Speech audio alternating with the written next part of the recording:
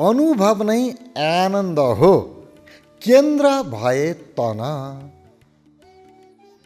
इच्छा छोड, आत्मा रोज, चेतना हो धन।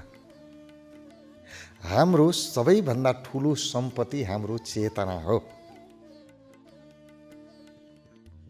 यसको लागि के गर्ने? पहिलो तह अनुभव नै आनन्द हो। आनन्द अन्त नखोजौँ। हामी आनन्द खोज्न विषयतिर दौडेका छौँ। होइन, विषयमा कहीँ पनि आनन्द छैन। आनन्द मात्रै छ कहीँ भने आफ्नो अनुभवमा छ, अनुभूतिमा छ। अहिले के भइरहेको छ अनुभव गर्न सुरु गर्नुहोस्, आनन्द आफै आउँछ।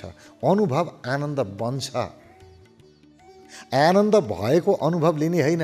अहिले त हामीलाई दुई प्रकारको अनुभव छ। एउटा आनन्द भएको अनुभव पनि हामीले गरेका छौँ, अर्को दुःख पीडा भएको अनुभव पनि गरेका छौँ। यो चाहिँ बाहिरी तहमा, मनको तहमा हुँदाखेरि चाहिँ कहिले आनन्दको अनुभव, कहिले पीडाको अनुभव। जब व्यक्ति भोगाइको तहमा आउँछ, वर्तमानमा आउँछ, यो क्षणलाई भोग्न थाल्छ, जे पनि भोग्छ, जे अनुभवमा आउँछ सबै आनन्दमा रूपान्तरित हुन्छ। यहाँ वर्तमानमा दुःख हुँदैन, वर्तमानमा तनाव हुँदैन, वर्तमान क्षणमा पीडा हुँदैन। वर्तमान क्षण त आनन्दले भरिएको छ, सौन्दर्यले भरिएको छ, सजावट छ वर्तमान क्षणमा। यो पुरै प्रकृति हाम्रो लागि सजाइएको छ। सूर्योदय हेर्दा आफै उदाए झैँ लाग्छ। पुरै सृष्टि मेरै लागि सजाए झैँ लाग्छ। सूर्योदय उदाएको हेर्नुभयो, यस्तो लाग्छ मै त उदाइरहेको छैन, म भित्र पनि त्यति नै प्रकाश छ, ऊ भित्र पनि उति नै प्रकाश छ। सूर्यको प्रकाश र मेरो प्रकाश उस्तै त होइन, त्यस्तो लाग्छ आत्मप्रकाशको बोध भएपछि। सूर्योदय हेर्दा आफै उदाए झैँ लाग्छ। पुरै सृष्टि मेरै लागि सजाए झैँ लाग्छ। पुरै संसार मेरो लागि सजाएर राखेको जस्तो अनुभव हुन्छ। तर त्यसको लागि होसमा आउनुपर्छ। हामी होसमा कहाँ छौँ र? जहिले पनि बेहोसीमा छौँ। खाली मनको दुनियाँमा दौडै छौँ। वर्तमानमा त आउँदै आएनौँ, भोगाइमा आउँदै आएनौँ। खाली मनमै पिरुलिया मन चलेको छ, जता मन गयो उतै गएको छ। हाम्रो चेतना मनको बन्दी बनेको छ। मनको बन्धनबाट चेतनालाई फुत्काएर खोसेर वर्तमानमा ल्याउनु छ। वर्तमानमा मन आउँदैन। मनको लागि भूत भविष्य चाहिन्छ। भूत भविष्य छैन, मन छैन। वर्तमानमा चेतना ल्याउनु भयो, मन गायब भयो, आफै अलप हुन्छ मन। त्यसकारण वर्तमानमा लिएर आउने अनुभव नै आनन्द हो। आनन्द अन्त नखोजौँ ल। अनुभव नै आनन्द हो, तर कतिखेर हो? आफ्नो शरीर अथवा आफ्नो तन केन्द्र भयो भने मात्रै। जब तपाईँ अनुभवमा आउनुहुन्छ, आफ्नो यतिखेर के भइरहेको छ भन्ने अनुभवमा आउनुहुन्छ, सबभन्दा पहिला शरीरको याद हुन्छ। शरीरमा रगत दौडिरहेको छ नि, शान्त भएर शरीरलाई स्मरण गर्दा, शरीरलाई याद गर्दाखेरि रगत हिँडेको त सानो खोल्सामा पानी बगेको जस्तो अनुभव हुन्छ। कुल आवाजै आउँछ। रगत दौडिएको अनुभूति हुन्छ। त्यो अनुभूति गर्नुपर्छ। केन्द्र शरीर बनाउनुपर्छ। पहिला शरीरलाई छोडेर हामी ध्यानमा जानै सक्दैनौँ। एकैपटक चेतनामा जान सक्दैनौँ। पहिला शरीरलाई नै केन्द्र बनाउनुपर्छ। केन्द्र भए तना। आफ्नो शरीर केन्द्र बन्यो भने के हुन्छ? श्वास पनि यही शरीरमा चल्या छ, दृश्य पनि यही शरीरबाट देखेको हो, कान पनि यही शरीरमा छ, स्वाद लिने जिब्रो पनि यही शरीरमा छ, गन्ध लिने नाक पनि यही शरीरमा छ, स्पर्श गर्ने छाला पनि यही शरीरमा छ। संसारसँगको सम्बन्ध यही शरीरमा छ। त्यसकारण पहिलो काम शरीरलाई समाउने, मनलाई होइन। मनमा नजाने, विचारमा नजाने, शरीरमा के अनुभूति भएको छ त्यसमा आउने पहिलो तह। अनुभव नै आनन्द बन्छ। अनुभव नै आनन्द हो, केन्द्र भए तन। इच्छा छोड, आत्मा रोजा, चेतना हो धन। इच्छा छोड। यो इच्छा हाम्रो धन होइन। यो मन त आज अहिले एउटा इच्छा गर्छ, एकछिनमा अर्को इच्छा गर्छ। पहिला गरे इच्छा भएन, त्यो अघिनको छोड्दे भन्छ। फेरि यो के हो यो मनको पछाडि लागेर साध्यै लाग्दैन के। एउटा मात्रै इच्छा आउने होइन, जे देख्यो इच्छा जन्मिहाल्छ। त्यो पनि पाऊँ, ऊ पनि पाऊँ, यो पनि गरौँ, ऊ पनि गरौँ, बाबा के पाउने होला। यसको पछाडि लागेर त हामीलाई डुबाउँछ। त्यसकारण जीवनको मूल इच्छा छ, मूल लक्ष्य छ, सोच विचार गरेर तय गरेको छ, त्यो काम गर्नुपर्छ। यी निरन्तर आइरहने इच्छाहरूको पछाडि लाग्नु हुँदैन। यसले हामीलाई पथभ्रष्ट गराउँछ। आफ्नो जुन मूल लक्ष्य हो त्यहाँबाट विचलित गराउँछ। यी बीचमा जन्मिने इच्छाहरूले यी ऐजेरू हुन् के, मूल इच्छालाई खाइदिन्छन् यिनीहरूले। त्यसकारण यी बीचमा आउने ऐजेरू इच्छाहरूको पछाडि लाग्नुहुन्न, यसलाई छोडिदिने। इच्छालाई छोड, कसलाई रोज? आत्मा रोज। आत्मा भनेको के हो? चैतन्यता, जागरुकता, होस, सजगता, त्यही हो आत्मा। सजग हुनुहोस्, मनलाई छोडिदिनुहोस्, सजगतालाई रोज्नुहोस्। इच्छालाई छोडिदिनुहोस्, सजगतालाई रोज्नुहोस्। जे गरे पनि म सजग हुन्छु। के प्रति सजग हुन्छु? यतिखेरको अनुभव प्रति, वर्तमान प्रति सजग हुन्छु, कुनै विषयप्रति होइन। सिनेमा हेरिरहेको छु, सिनेमामा सजगता होइन। काम के गरेँ, कामप्रति सजगता पनि होइन। श्वास चलिरहेको छ, श्वासप्रति सजगता पनि होइन।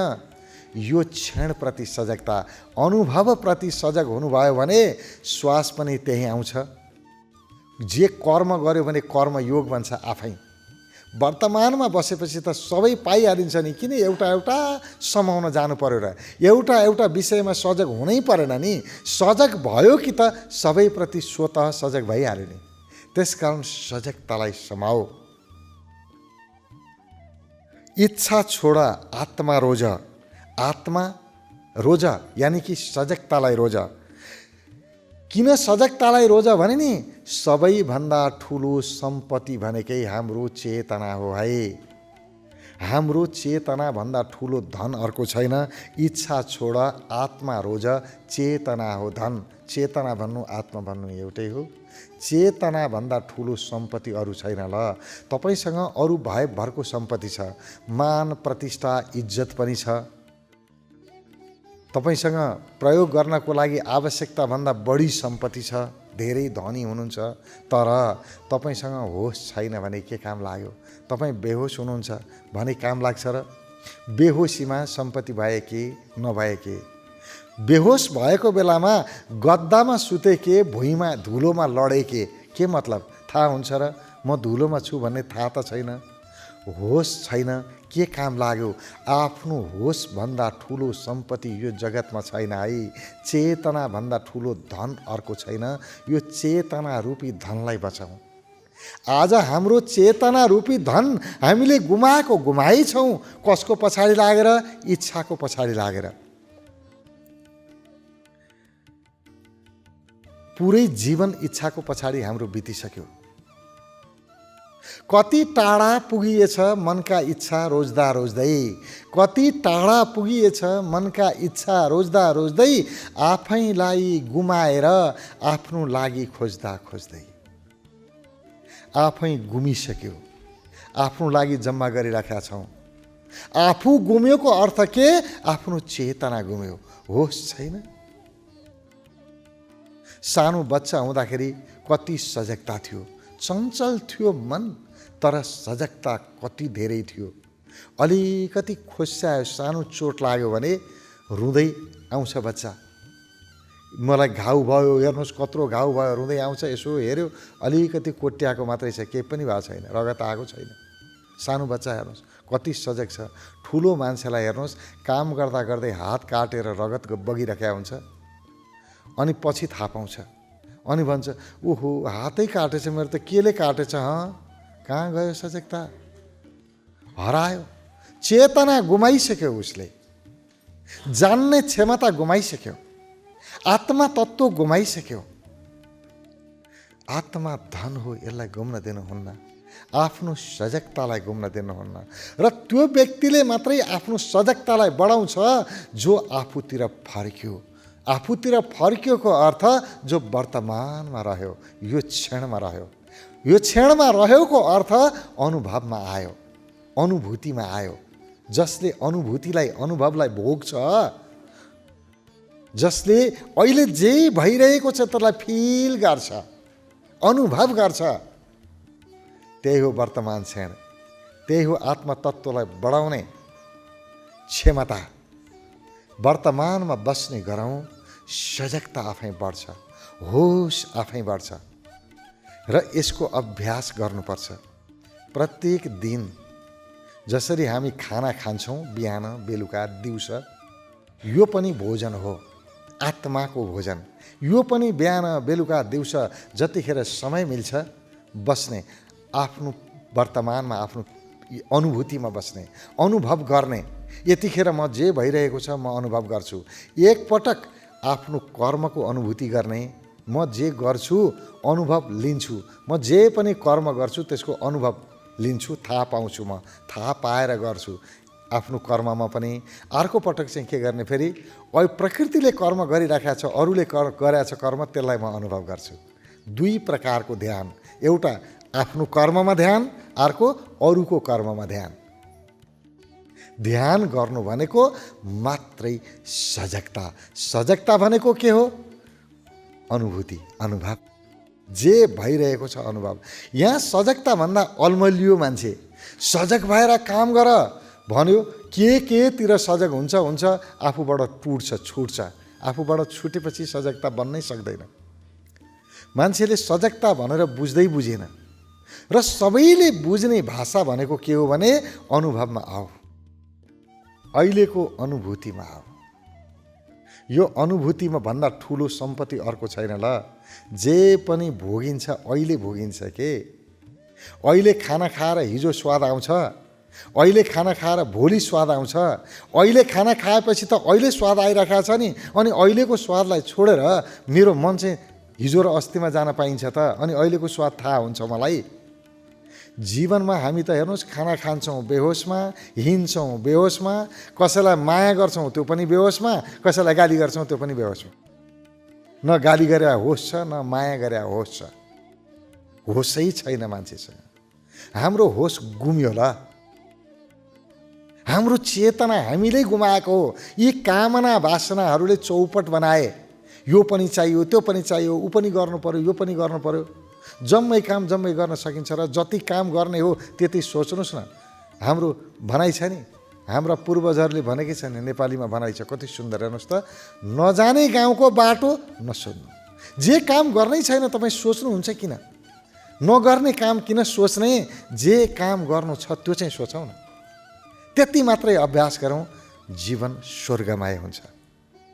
र अहिलेको यो सूत्र सर्वाधिक महत्त्वपूर्ण सूत्र, यति याद गरौँ बस जीवन सुध्रियो। अनुभव नै आनन्द हो। केन्द्र भए तन केन्द्र हुनुपर्छ ल। अनुभव नै आनन्द हो, केन्द्र भए तन, इच्छा छोडा, आत्मा रोजा, चेतना हो धन।